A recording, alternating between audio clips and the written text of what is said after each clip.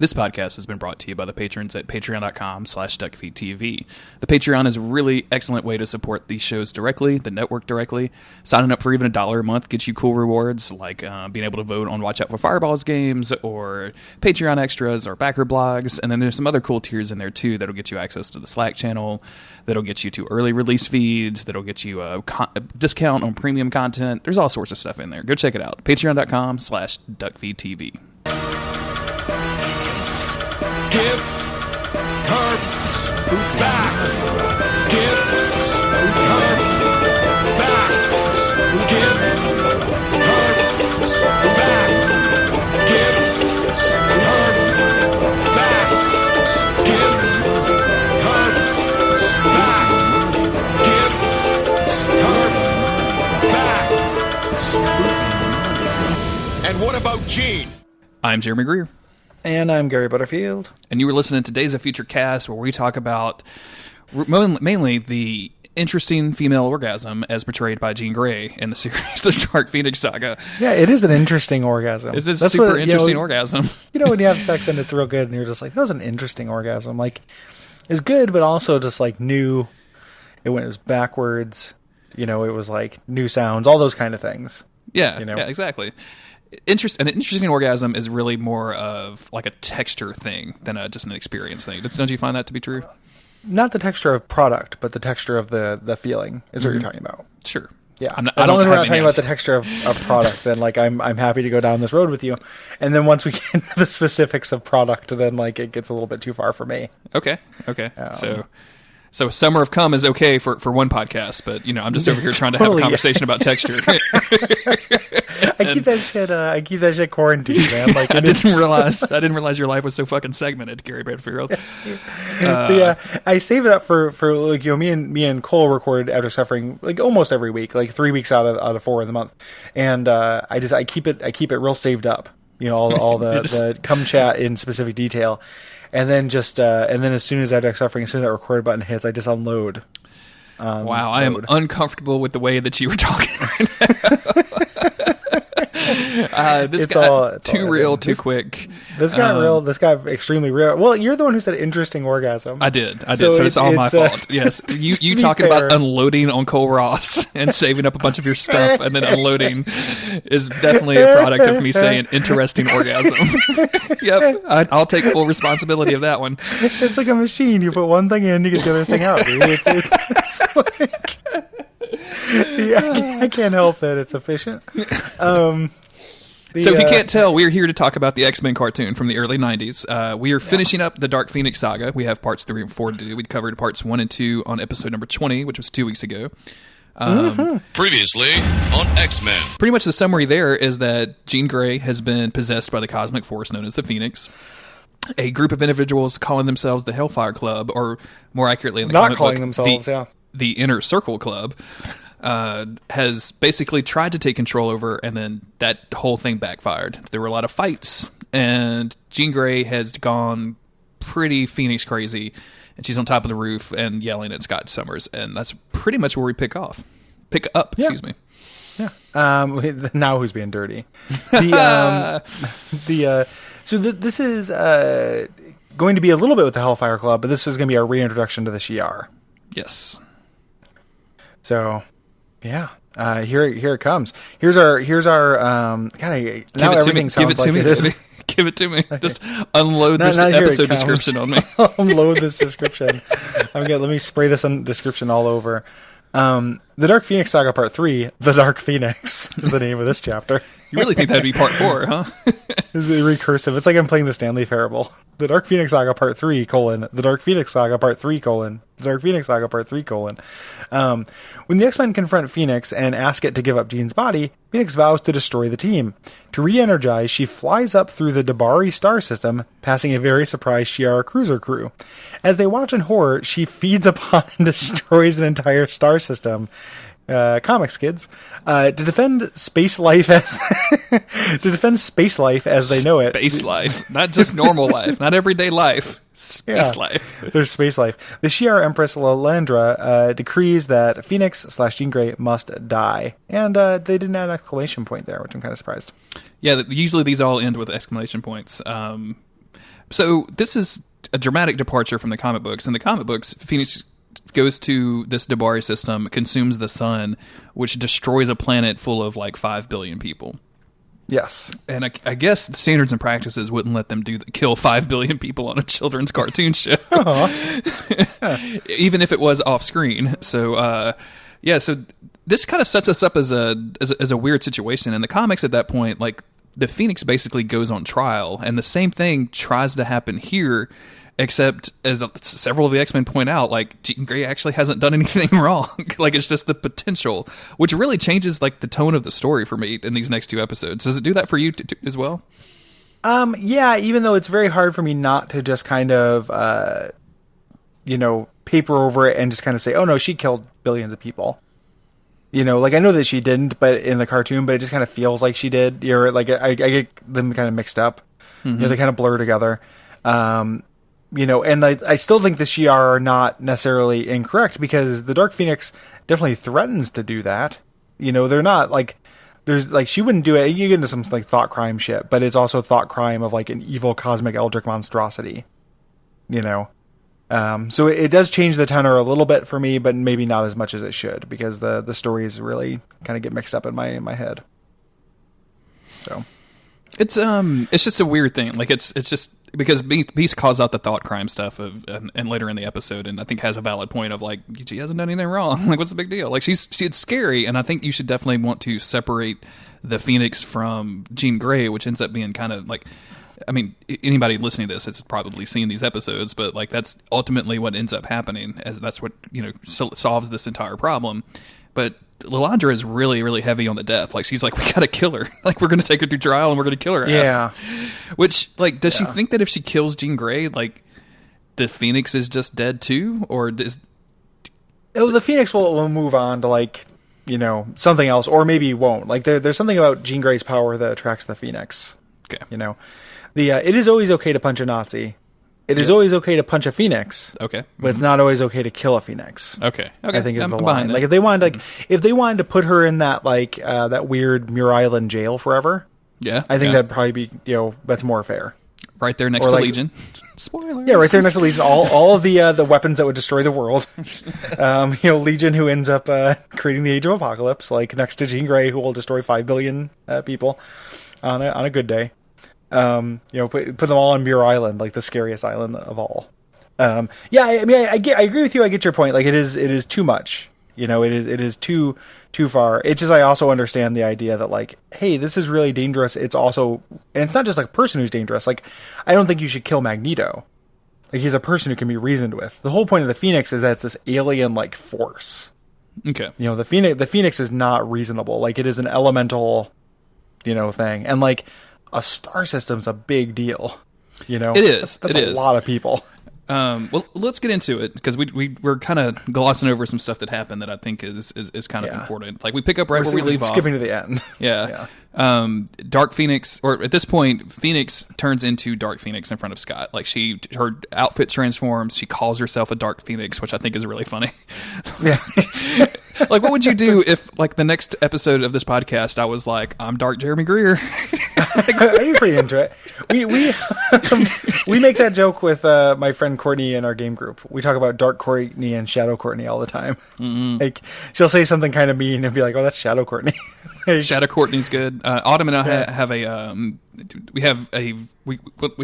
joke, because we've been married for a long time, so we have dreams about each other. So she has Dream Jeremy that I had to create, because she would wake up mad at me for whatever I did to her in her dream. I'm like, that's not me, dog. That's Dream Jeremy. Dream Jeremy did all of that. Yeah. I've been there before too. Like, that's definitely a thing where it's like, oh man, like, Dream Me is a jerk. And it's like, well, I can't, can't do anything about that. Yeah, it sucks for you. Random electrical impulses. Like, you should have better dreams. Yeah, it's meaningless. It's very funny that she called herself that. Also, her hair gets all like crazy and poofed out and stuff too, because she's just like, again, we were talking about before, the sexual liberation of Jean Grey, like, this wild, like, unkempt hair and like flush skin and stuff. Like, this is very much meant to be. That is the barely subtext of the actual original story, and it kind of comes through here a little bit in the show as well. Like, she goes and gets in a bunch of BDSM gear and then gets her groove back in a real serious way. Do you think that the writers of the show were aware of that and trying to slide some of this stuff in, or do you think they were just kind of basically copying the comics at this point with their storyline? Because it's essentially the comic book story. Like we're not going to veer too far off of what happens in the comic book. So I'm curious if that was just like they're making the Xerox copies and they accidentally included the nipple, or if they were like trying to subtly hint that the nipple was there. I think that you couldn't do this just by copying just the images. Like I think that they, or just like the beats. I think they probably understood the story at least a little bit. But I also don't think I think they tried to present the story and they toned down all the kind of sexual undertones, but I don't think that they, they were just like, let's slip a little bit of sex stuff in. Gotcha. So like the really astute kids will know like this is about her, getting dominion over her power, her erotic powers. Getting those interesting orgasms, right? Yeah, this is about her having more interesting orgasms rather than the stock standard AA battery orgasm you get from Scott Summers, after he falls off and goes to sleep because he has to get up at 5:30 to eat cereal and watch the McGolfin Group, and you have to take care of yourself. Why do you have a Matlock podcast, Scott Summers? That's the most boring kind of podcast. And I can't believe that you and your Matlock buddy wake up at 5:30 in the morning and eat cereal together to talk about Matlock on a podcast. There's no Matlock buddy. It's just Scott. He's just doing different voices. Well, look, I was giving him the benefit of the doubt. Yeah. Well, we talked about this. He might have a buddy like how Principal Skinner has Gus. Yeah. He's definitely in The Simpsons. He's got some weird old guy who works at the clock shop that talks about Matlock with him. Like, I met him when I need to get my watch fixed. He's actually very interesting, Gene. Gene, where'd you go? Gene, come back here. Gene, what do you think about this new intro for my podcast of Matlock? Yeah. Yeah. It's the Matlock theme, Gene. We use the theme from the show. I can play it with my mouth, Gene.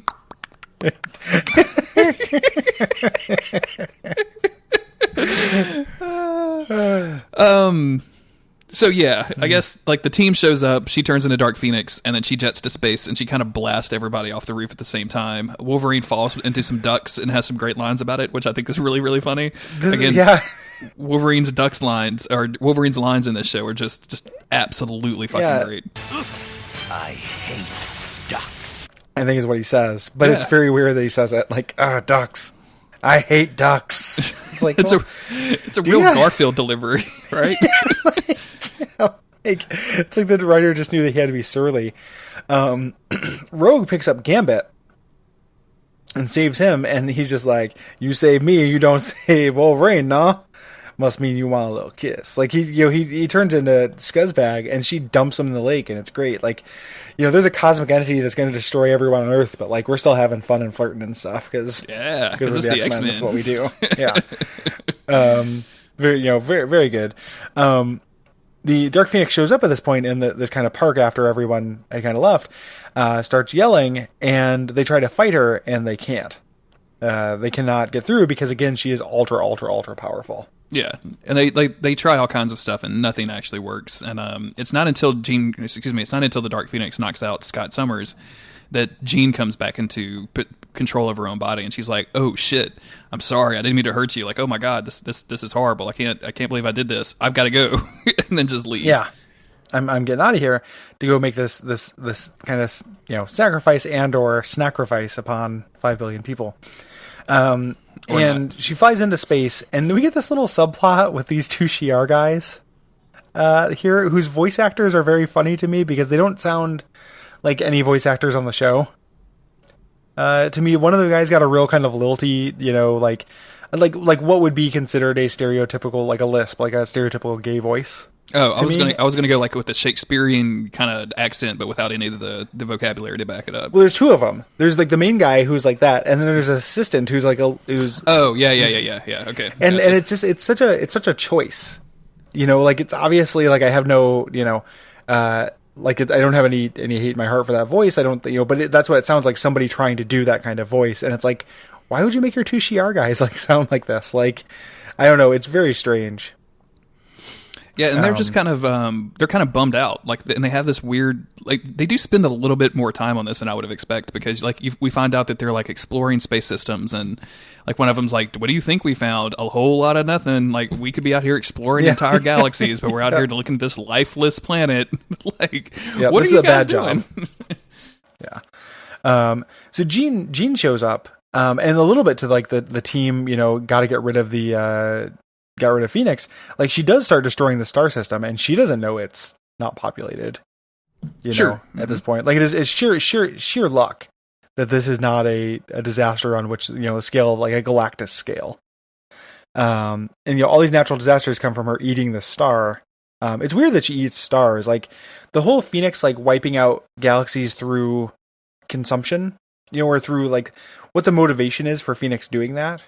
The Phoenix, like in the comic, I think is kind of like inconsistently portrayed, because sometimes it's meant to be this like cleansing force for good, the cleansing of fire and stuff, and it has a mind behind it, and sometimes it just seems like it's just kind of a random like force of nature. You know what I mean? Like it's like they want to have their Galactus cake and eat it too. Like totally, you're gonna have to like personify this to the point where it's an actual like entity with a thought process and with motivations, or it's a cosmic force that just does whatever the fuck it wants to because it's a cosmic force and we can't understand that. Exactly. And this has always been kind of weird to me too, even in the comics when she does actually destroy like this entire planet full of people. Like, why? Like, I get that she's angry, but like she just, in the comics, I don't think that there is any kind of reasoning for this. She just goes and finds it and does it because she's crazy and she gets consumed with this power, which I guess is a reason, but like the fact that they keep saying like feed off the star or absorb all the energy from the star, which causes all these natural disasters, is like, where's she putting all that energy, dog? What are you doing? Yeah. And why doesn't she do it all the time? Like she never ever does this with just one person. Yeah, it's super weird, and she's not Galactus. She doesn't like seem to need to feed. Yeah. Like that's never been part of the mythology. And then also like, you could make the argument like, oh, she has a little bit of personality because it's Jean. It's Jean tempering through the Phoenix. But then why is Jean wanting to kill all the Dabari people? Like it's just kind of weird. Like Jean's anger just means like literally 5 billion people have to die, or in the TV show, just like the star system needs to be destroyed so no life can live there in the future. Like it's a little inconsistent to me. Maybe they explain that sometime in the comic, but I don't know. Yeah. I mean, all of that Phoenix stuff that they've done most recently is all kind of weird and crazy anyway. So let's not even get into like, hey, we have now there's 5 Phoenix hosts and one of them is Namor. Yeah, it's all been retconned. Yeah. And stuff. Yeah. So the Shi'ar ship shows up, or not shows up, but is like sees Jean do this and immediately attacks, sees Dark Phoenix do this and immediately attacks Dark Phoenix, and like they instantly basically dies. Like she just cuts off one of their wings and then flies away. And that's all we see of those people. I don't need to fuck with this. There's a really good moment when after she cuts off the wings, they're like inside the ship and all of the Shi'ar are trying to like put out fires and stuff, and they just have like standard ass fire extinguishers, which I don't know why the bird people having just like the red canister fire extinguishers cracks me up, but it does. That's how in exchange for the danger room technology, we had to give them fire extinguisher technology. Yeah. How do you put Xavier just stole a bunch of them from like a storage warehouse, and that's exactly what Magneto was doing at that chemical factory back in season 1, right? It was all the fire retardants. Yeah. So Ladra, here's about this, and then like she makes we just go back to her like station or whatever, when she's like, we've got to go deal with this, and then we go back to the X Mansion. And where thankfully Xavier just kind of outlines all this for her. He's like, yep, this is what's happening. Like she gives us kind of like catches up the viewer into what's happening, what's been happening so far, which I guess is nice. Yeah. So Scott says like, now I think that she's coming back. I can feel a psychic rapport. B says like, I'm going to scramble her brain. Yeah. I'm going to get this thing. Uses a computer to make the brain scrambler. Has a picture of his deaf, ostensibly girlfriend that he was cheating on with that computer. Yep. With that robot earlier on, and then it's like, who wants to test it? And then there's a cut here that is really astounding, because it goes. When I watch this show, we talked about this before. It's hard to give this my complete attention. I tend to watch each of them like a couple times, and I watch them. I look at the notes. But I watching it, and you look down, and I watched Beast, and he's like, "Who wants to test this mind scrambler?" I look away. The next scene, somebody is screaming. I don't know who it is though. Somebody yells though, and I was like, "Oh shit!" I thought it just cut to Beast like fitting this thing onto Scott's head or something like that. Like somebody's yelling though. In the notes, it just has Jean back at her childhood home, but somebody's yelling. Like there's a little bit of fight or something there. It's it had to be her because her cat like meows at her when she goes back to her house, right? It's definitely not the cat. Like that would be really amazing too if he tested on a cat. I want to go back a little bit because when Beast has the idea for the brain scrambler, you would think that Charles Xavier had just not ever had a thought in his life because he's like, oh my God, why didn't I think of this? This is everything we should have been doing in Muir Island. Me and Moira didn't come up with this. We could have fixed this problem a long time ago. A brain scrambler. Like he's like, this is what we'll do to all of our villains. Hank, I could kiss you. Why didn't I use Why did I use one of these on Magneto? This would have been great. That's how you get Onslaught, Baldy. You want to do that? Psych. But yeah, like he's and then the computer system, and I'll probably put this on the Twitter feed because I made a gif of this as well. Like the computer system he uses is pretty hilarious. Like he's just like tapping this touchscreen button with like this giant touchscreen with giant text that says like cut, copy, and paste, which I just think is hilarious to make a brain scrambler. Like I don't know, the whole thing cracks me up. It's really good. This is some peak Beast. Yeah. Really Beast with all of these crazy robots. I don't know if we saw it. I think we saw it when she's originally starting to kind of go crazy and like all of the X-Men are like watching her like get a little like go crazy. He's actually got like some sort of sensor out that pointed at her like trying to take readings or something. Like it's so goofy. Like the fact that they just scienced this dude up. It's a Game Boy. Like it really looks like he's holding a Game Boy. It like, does. Like Beast keeps like aiming his Game Boy at Phoenix. And she's having none of it. That's when this happens a little bit later because first she goes to her because she melts his Game Boy and it's very sad. Oh, that's right. Okay. Yeah, it happens in this next scene because Jean goes back to her childhood home looking for her parents, and nobody's there, and her cat Prometheus is just like freaking out because like you're not Jean, you're fucking the Phoenix, man. Like. Yeah, I know who you are. Yeah. Wait a minute. Is that the reason Roars just scratched you in that last episode? Is that it's right? Are you Phoenix scary? It's because I said Phoenix, and he's like, "Don't bring that shit around me. Like, don't you bring that Phoenix here." Listen, cat. Let's have a discussion. The X-Men started in 1963 when Stanley and so the X-Men show up to Jean's childhood home. I don't know, like, thank goodness her parents aren't there. They just happen to be out for the night or whatever, but like... Well, they show her parents in this scene. Yeah, you're right. I forgot about that. But like, right, they're just... It takes her a while to get there. Yeah, so I guess because of the psychic rapport, Cyclops has figured out that she's going to her childhood home, and they cleaned it out. So when the car pulls up, and she hears the car pulling up to the driveway, she thinks it's her parents, so she rushes out. In reality, it's the X-Men, and like they're trying to put the scrambler on her brain, which does not work at all. She just melts that shit right down. But the hilarious part is like they go back and forth for a little while. Wolverine tackles her. He tries to kill her, or no, Jean comes back and is like, kill me, and Wolverine's like, no, I can't, I love you. And then like a couple of minutes later, Cyclops just gets out of the car. Like he's just been chilling in the car the entire time, pretending to be her dad. And it just, I don't know why, but him getting out of that car after people have been fighting for so long cracked me up. Like it's just fucking hilarious to me. Yeah. Yeah, I forgot about that. Like because the chronology here gets a little bit like, again, this is all just one. This is the rest of the episode is this fight scene, and we're not that far into the episode. Like this is a long fight scene as well. So she melts the scrambler, of course, and I wish this had just panned over to Xavier looking at Beast and just shaking his head slowly. She melts Beast Game Boy, as we mentioned. She's going to kill the X-Men, but Scott intervenes. It's like, Jean, remember yourself. Xavier stuns her, but she wakes up, and destroys. And at some point during this, Jean is awake and is herself and says, like, this is the first time where she's like, no, like, kill me. Yeah. She starts saying that, which is some heavy shit for like a kid's cartoon. I remember watching this when I was young. Like, like I hate being out of control of this. Like, you have to stop me while you can. And there's that they flirt with that idea a lot during these two episodes.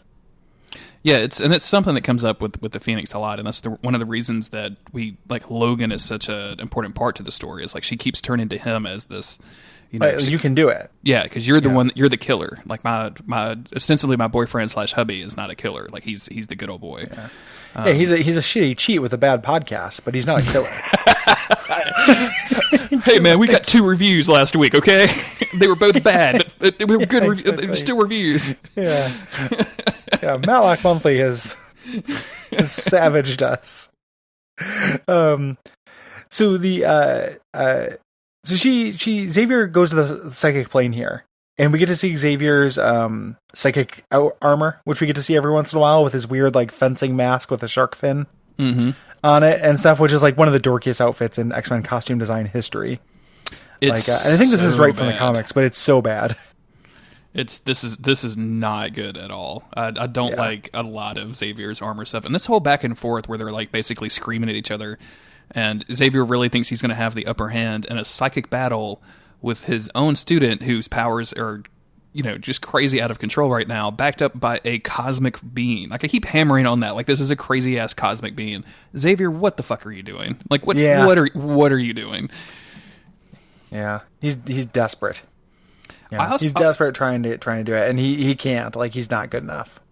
And I don't understand what happens here at all. Like they do something, and he says basically like that he has bound the power of the Phoenix to himself or to his mind, which I just don't understand at all. Like what does that mean? What is that?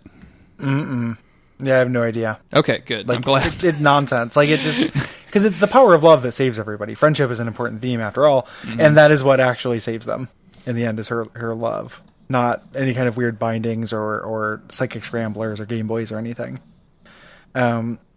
So Jean's back to herself, and the Shi'ar show up here and say, like, hey, the Phoenix has to be destroyed. Yep. And then we get our to be continued. And this is, I mean, again, like, this is... I just, like, this problem, I guess we're supposed to assume that the problem has been fixed. Like, oh, Xavier went to her mind, got his ass kicked, but then bound her or something, and now everything's fine. Like, she's going to be okay. Like, if this were the last we've heard of it, it would make sense, we'd believe that Jean was back, but Phoenix comes back later in the next episode, and Phoenix is always, like, bubbling over the surface. Like, if you ignore the weird modern Namor as Phoenix nonsense, like... That's kind of the idea, is that Phoenix has never gone forever. Like, she can always go back because this is serialized storytelling, and they might want to bring her back for, ratings, or because they have a story they want to tell with her. So it's kind of naive for anyone to be like, we've turned off the Phoenix. Yeah, it doesn't make sense to me at all. Like, I don't particularly... And it's fine. Like, we needed a break from the Phoenix, right? And, like, this is just whatever, like, hand wavy thing. Like, now that there's... Because we're going to move from this confrontation between the X-Men and the Phoenix to the X-Men as a team, including the Phoenix, versus like the Intergalactic Council or whatever the fuck they call this. Yeah. It's because the fights with the Phoenix are getting boring because you literally can't fight the Phoenix. Yeah.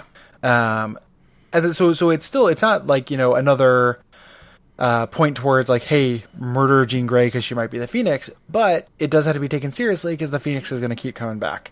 And this is shown like time and time again, even in this episode. Like they get temporary wins. Luckily, we move on to a long stretch without the Phoenix here. In the Dark Phoenix Saga Part 4, Fate of the Phoenix. The X-Men battle Alondra's Imperial Guards for custody of Phoenix/Jean Grey.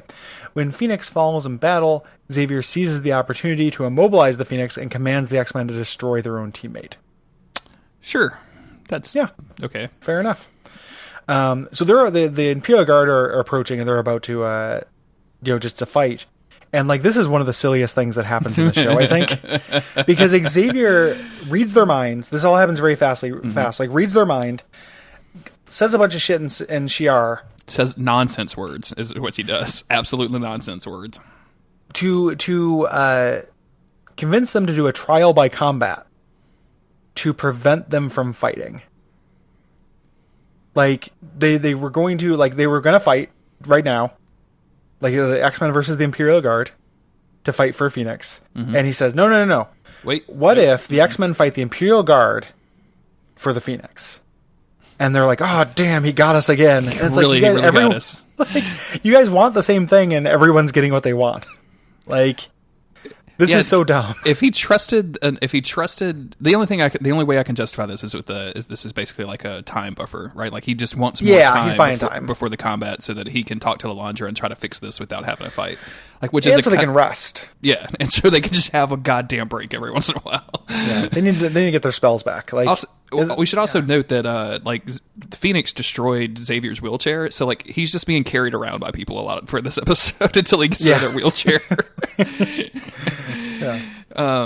But they just like teleport these dudes into space. Like that's it. Like they just straight up teleport them into space, and then like they're on a ship, and pretty much the rest of this episode takes place either on a spaceship or literally on the moon. So yeah. It's a little bit silly, but it does give us a little bit of that downtime we want, which is that because they get a chance to like train and kind of like get ready for things over this next little scene before the big fight. And that's like directly from the comics, and it's really good in the comics. Like everyone's saying goodbye, everyone's dealing with the situation in their own way. Like that's a great issue of this of the X-Men comics of this saga. We show up there. Lilandra is like, I don't know if we should grant this, like the space duel.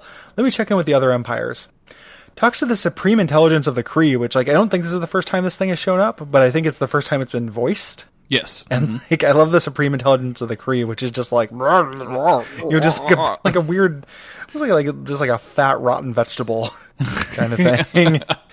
And then the Skrull Empress, who has serious witch voice. Like, nah, it'll be fine with the Skrull. It's really strange the way that they've voiced these two like kind of important beings in the Marvel, like, if you take the Marvel cosmic universe. But yeah, like just taking, and I kind of wish that it wasn't just the Shi'ar, right? Like I wish they were representatives of the Kree and the Skrull there to like have this like basically trial of Jean Grey, because I think that'd be more interesting if it was just the Shi'ar. But at least they like acknowledge the fact, like, hey, it's not just us that are mad at this chick. Like this chick could be a danger to everything in the universe.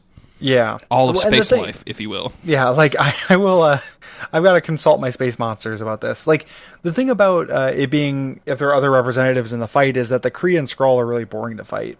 Like the Skrull, not so much. I mean, they can shapeshift and stuff. The Kree are just like spacemen with jetpacks and lasers. The Imperial Guard are pretty much space X-Men.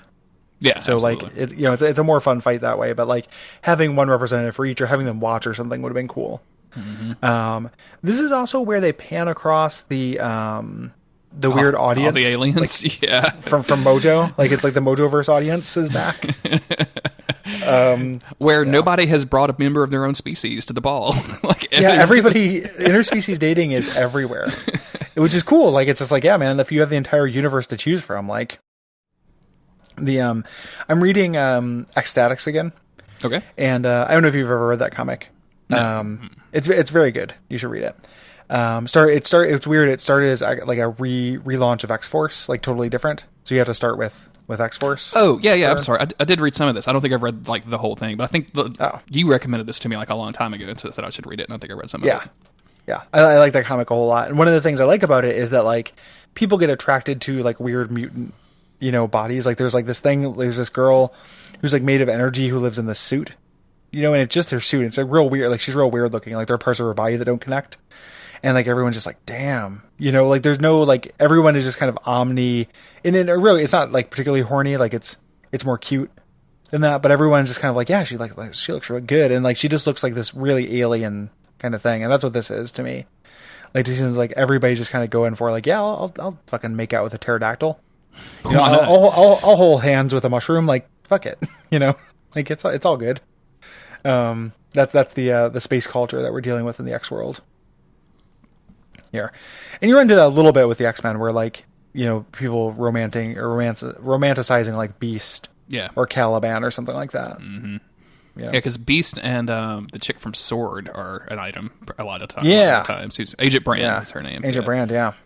Which I think Agents of S.H.I.E.L.D. is about to tackle next season, by the way. Oh, really? Yeah, they're going to do Sword? I think they're going to get to Sword. The very, like, I mean, like, this is kind of a meaningless thing because it comes literally out of nowhere, but, like, the last scene in the last season is literally Agent Coulson being transported to space. Like, wow. So, yeah. Wonder if they're, like, setting up, not just because of, like, the popularity of Guardians, but they're doing that because of Infinity War. Like, they have to move the side properties into that, and then the X-Men are going to space as well. Like, there's kind of a concerted... I know those are different people own those, but like all the Marvel movies are going to space. Yeah, Spider-Man's going to space. Like that's. Oh shit! Yeah, they're going to right to the Black Symbiote costume with no No preamble. God.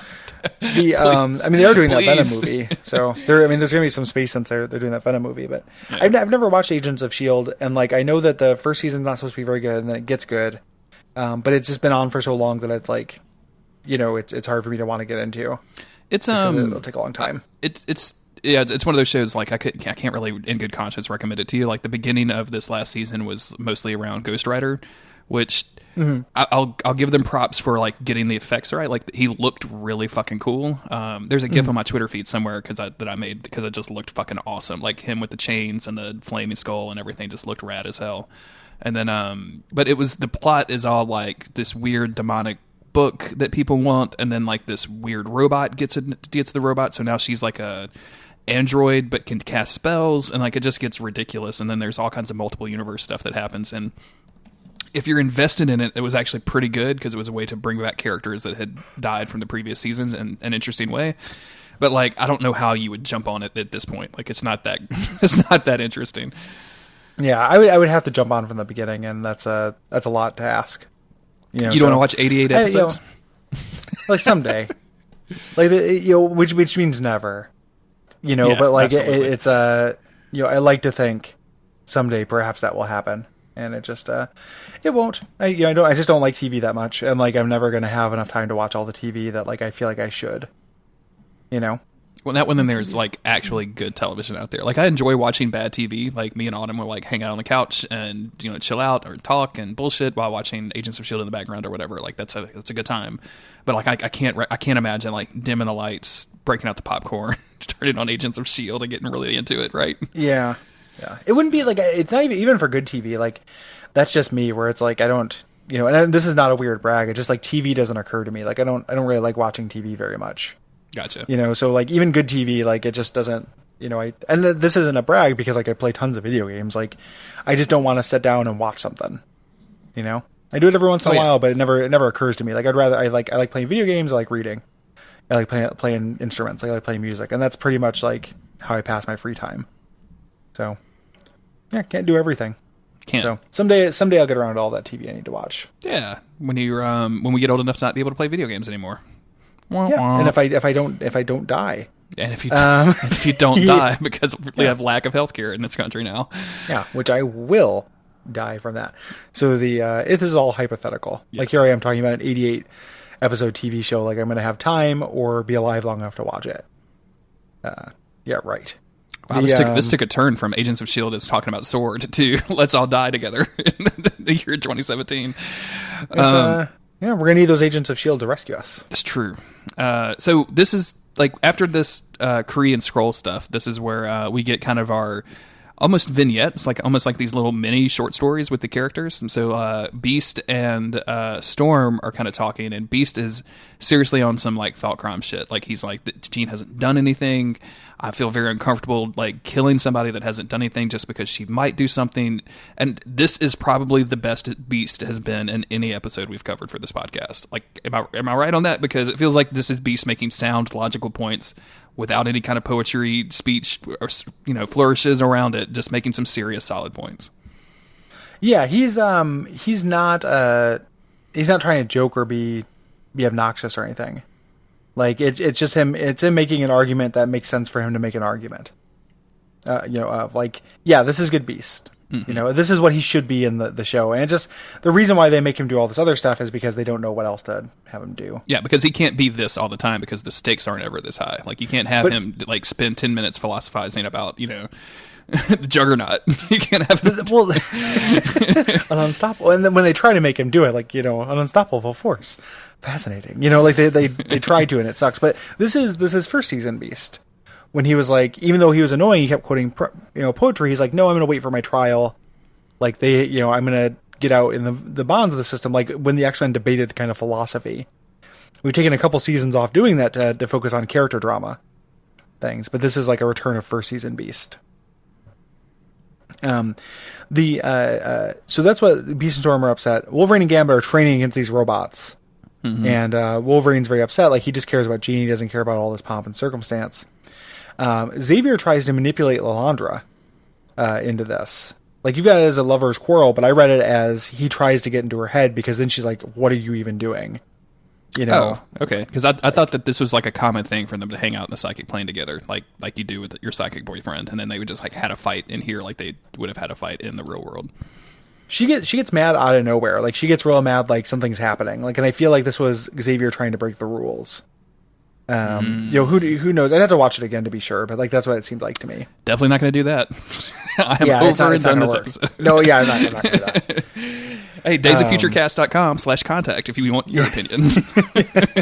Yeah, I can reread it, but that's why I read it as. It might be open to interpretation, but it's a it's a cool scene anyway, because I like this little check-in moment.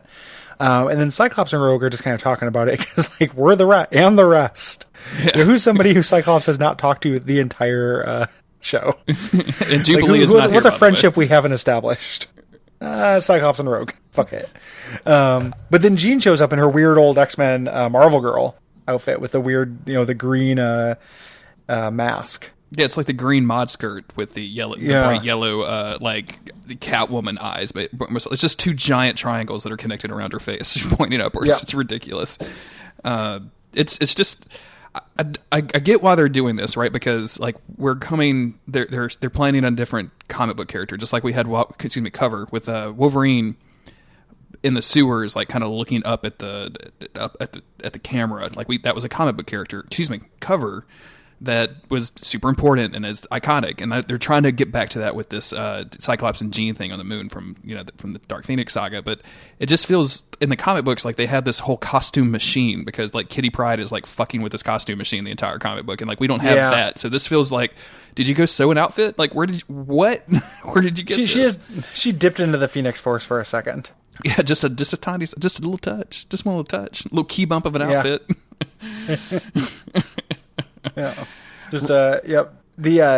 So this is this is good, and this is her saying like, hey, this when I'm the Phoenix, this is what I want to do, and shows him a vision of her destroying the whole world. That's probably part of the reason why I think that I thought that she did, because again, it all kind of blurred together, the comic and with this. Okay.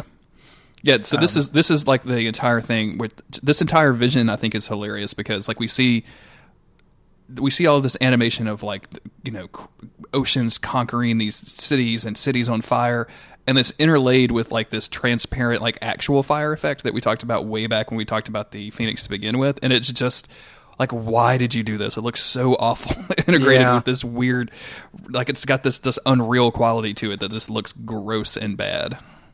Yeah, I could see it being impressive at some point, sorta, but not really. Yeah. But she's saying, this is when she's saying like, maybe they're right and I can't be. Yeah. Because she's thinking that like this is like she actually needs to be put down, basically. Yes. And she even says like, is it worth the cost of all of these lives? And Cyclops is like, you're worth everything to me. And I'm like, yo, dude, like listen to what you're saying. Listen to what you're saying right now. Other than hanging out with you when you're in a coma, when I could go kiss Dazzler. You're worth everything, up to, but not including that point. I imagine after he said this, he did that like look left, look right thing to try to look around to see if Dazzler's around. Was like, you're worth everything. Like, and just it's like he's telling a racist joke. Did he exactly? And he's gonna do that for the rest of his life just to make sure there's no Dazzler side piece, like winking from the corner. It's a. So she, but he's back in love with her now that he's, even if let's give him the benefit of the doubt and say like, hey, he's breaking good. So the X-Men, they're gonna fight the Imperial Guard on the blue side of the moon, which is pretty fucking awesome set piece. And this fight goes on for a long time. It really does. Which is really kind of cool though, because the Shi'ar suck. But again, I think I talked about this back in the first appearance of the Shi'ar Imperial Guard, is always like looking at them in the who's who in the Marvel Universe handbook entries and checking them out and like checking out their cool powers and their cool costume designs. And we get a lot of that here. Like we get introduced to a lot of members of the Imperial Guard. There's a lot of cool like mix-ups in this fight. And there's several occasions where and we talked about this with the Mr. Sinister's Nasty Boys, where like the X-Men just seem to name them. Like at one point, Rogue is just like, and I can't remember who it is. It's the psychic one or whatever. It's just like she just yells at them and yells their name. And I'm like, do you guys? Like, I know you've met once, but every time you meet, you fight. Like, what? Are you guys on each other's Christmas cards list? Are you friends on Facebook? Like, what is happening here? They remember each other's names better than I could. Yeah, because I don't remember. I know Gladiator because his name is fucking Gladiator, and he has a giant gladiator hat. Like that's an easy one. But the rest of them are just kind of cool powers, and like they look neat. The visual design is neat, and then I think they have a lot of fun fighting the X-Men. Like this is another one of those like Hellfire Club fights where like the power set kind of matches one another, right? Yeah. And it's I actually imagine the X-Men knowing these names because they studied them. You know, there's again, like I also reread, I'm rereading old Comfort comics because I got that Marvel Unlimited thing.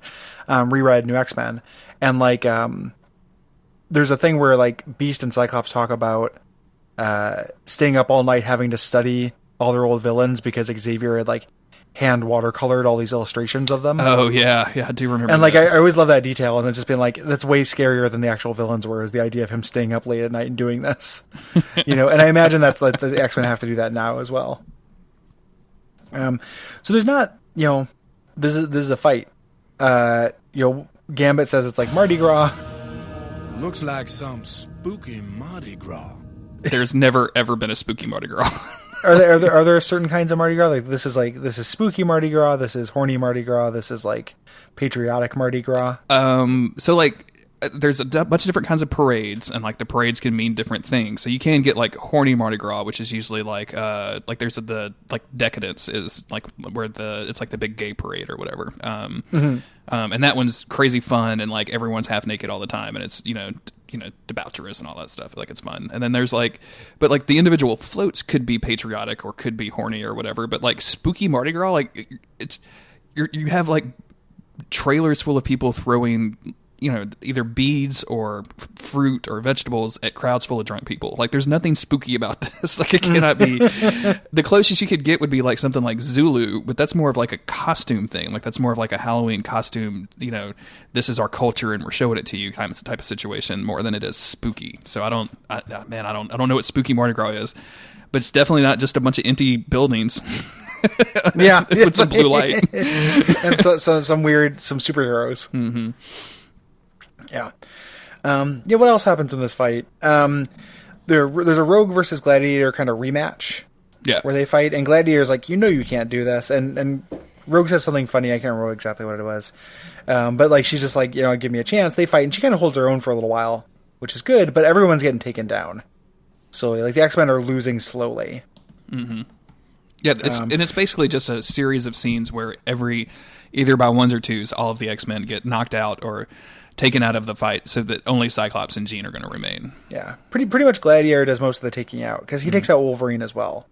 Wolverine stabs in this like weird robot thing, and stabs in the guts, and it's trying to heal itself, and Wolverine's going to leave when Gladiator shows up, because Gladiator is pretty fucking unstoppable. As long as he's got to have faith. Yeah, as long as he's got faith, and he does, because again, this is at the very least arguable. This Phoenix thing, regardless of whether you agree or not, like it's an argument. So Jean and Phoenix are the last people there. They're going to make this last stand. Scott gets taken out, and Jean's like, "Oh wait, I'm the Phoenix." Which, like, did the Imperial Guard or the Shi'ar not even think this would happen or could happen? Why is Jean Grey allowed into this fight? Yeah, it really seems like no, she's cured. Okay, we accept that. Yeah, if you accept that, why are we fucking having the fight? Like, yeah, why did you put her in the fight? To me, if the only thing holding back the Phoenix from taking over Jean Grey is Xavier, then put her next to Xavier, because Xavier's not in this fight. Like, he's telepathically like talking to him or whatever, but like he's not down there in the combat. Put her next to him, like, and then whoever wins this fight between the Imperial Guard and the X-Men get to execute her or get to take her back to Earth or whatever. Yeah. But none of that matters, because like Xavier just makes a complete 180 and is like, actually, you know what? Phoenix is pretty bad. Let's kill her. Scott, kill your wife. Kill that chick you've been in love with since you were 16, and do it because I said so, and I'm your father. Yeah, it's very, very strange. Like, do it, and she wants to die too. Everyone is saying, "Hey," like she wakes up at this point and says, like, no, do it. We got to team up with the Shi'ar. Like, you got to kill me. But they don't do it. And she takes over the weapons on the Lalandra's ship and uses them to destroy herself. So she commits kind of like some kind of weird suicide. But the Phoenix can't die because Phoenix is in the name. Yeah, like it's right there in the in the title. Yeah. Like in this whole thing, like we get just barely any rest after this happens. Like the X-Men barely have time to react. Scott is about to like start one of his like typical Scott Summers Matlock rants against Lalandra, and then just like gets interrupted when when Phoenix just comes back to life. She's like, "Hey, I'm back. What's up? I'm here." Yep. And so she she comes back. She says like you can sacrifice, gives them a choice to sacrifice like a part of themselves that you can then save Jean. Like, so if you give up a little bit of yourself, I will give up Jean, essentially. Mm-hmm. And they say yes. And then the power of love shoos Phoenix away. Mm-hmm. And that's it. And it ends really quickly at this point. We have like, I remember looking up at the file and it's like, oh, there's 45 seconds left. Yeah. Like there's gonna be no respite after this whatsoever. Yeah. Like, and this whole giving up, there's a phrase here that the Phoenix uses, and the Phoenix Force, by the way, is now like all calm and cool and collected. Like, oh yeah, why? You could, yeah. Also, why? Like, I guess killing it just brings it back into be normal. Okay, whatever.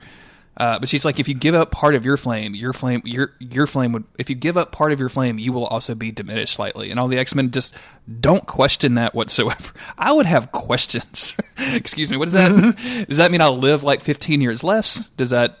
Yeah. Am my power's not going to work as well? Yeah. Am I into weird flame sex now? Like, I need to know exactly what you're going to do to my body when you take away my quote unquote flame. When they all hold hands and get kind of their power diminished. Yeah, I don't know exactly what it means either. This happened all the time in New Mutants as well with Warlock, where they had to give up a little bit of their life force to him. Like, Self-Friend Warlock, give me some of your life force, and then they would do it. And but there's no context for what that is. Like, makes him tired for a little bit. I imagine it's like giving blood. Okay. Like, you have to have an orange juice afterwards, but you're pretty much good at the end of the day. Like, your arm, like don't sock me in the arm for a day.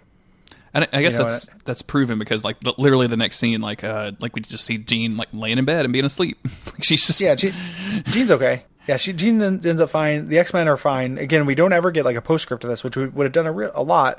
And then Lalandra shows up and says like, Xavier's like, I can't read your mind. Why are you shutting me out? And she's like, yeah. She doesn't say it, like what she says is real weird. She's like, I have to keep, my people first or something like that. In no uncertain terms, it seems like they break up, but it's not direct. Yeah, or in very uncertain terms, rather. She has to I think she's something like to the extent of like the duty of being an empress over the desires of my heart or something. Yes. And when have those things ever been like, you've always been doing the duty of being an empress? Yeah. Like, we just got done with a bunch of duty of being an empress.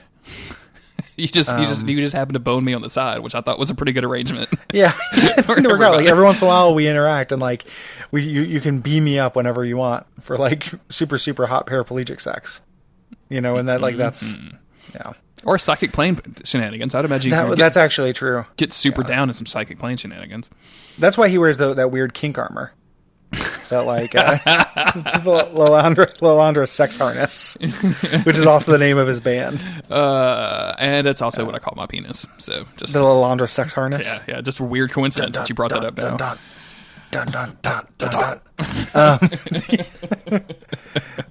So and then it just goes brunk credits, and I think that we would have really benefited from some postscript. Yeah, I wouldn't have minded like one of those. Like a fifth episode of this where while we see like how Scott is dealing with this Jean stuff, how Xavier is dealing with this Lalandra stuff, like Jubilee has to fight off like a shitty villain or something, right? Like, you know what I'm saying? Mm-hmm. Just like a kind of a story B plot, and then have like so there's action, like Jubilee is taking down, I don't know, Arcade or something, like, and then at the same time, like we're going back to the mansion to see. Like, I think it would really benefit from this.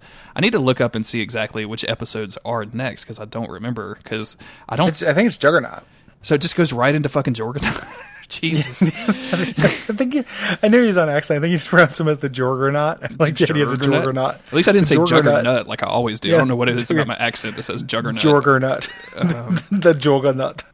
I think we're doing Jorgernaut next, but and maybe there's a little bit of like, maybe that's the A plot and there's some B plot of dealing with the fallout of Jean.